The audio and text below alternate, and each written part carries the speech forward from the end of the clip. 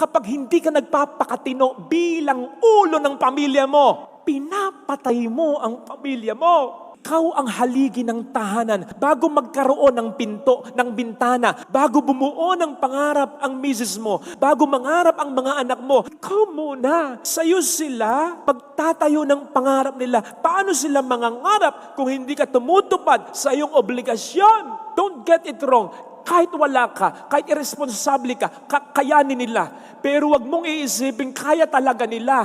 Kaya lang nila sapagkat ayaw mong samahan sila. Pero wag mong iisipin na kahit isang sandali, hindi nila naisip, sana nandun ka.